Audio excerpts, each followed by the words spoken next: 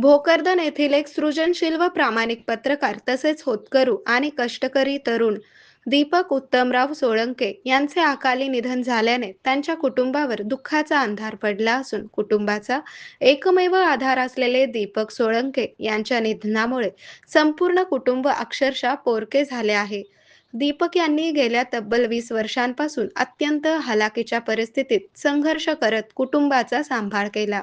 आई वडील वयोवृद्ध असल्याने त्यांच्या औषधोपचाराचा खर्च, 2 लहान मुलांच्या शिक्षणाची जबाबदारी तसेच पत्नीच्या आजारपणाचा खर्च अशा अनेक अडचणींवर मात करत त्यांनी संसाराचा गाडा पुढे नेला. शिवाय कष्टाच्या जोरावर त्यांनी कुटुंबासाठी नवीन घर उभारण्यास सुरुवात केली होती. मात्र आज त्या घराचे काम अपूर्णच राहिले आहे. अशा परिस्थितीत कुटुंबाचा आधार हरपल्यामुळे त्यांच्या कुटुंबासमोर मोठे आर्थिक संकट उभे ठाकले आहे. या दुःखद प्रसंगी येथील माजी सभापती श्री एल के दळवी यांनी मानवतावादी दृष्टिकोन ठेवत कुटुंबाला 25,000 रुपयांची आर्थिक मदत देत दिलासा दिला. त्यांच्या या सहकार्यामुळे कुटुंबाला थोडाफार आधार मिळाला आहे.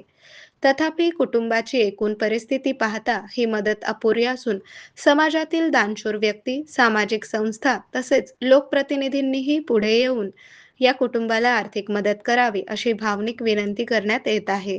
आरोग्य म्हणजे केवळ औषध नाही, तर निसर्गाच्या योग्य उपचारांनी मिळणारी खरी आरामदायक अनुभूती.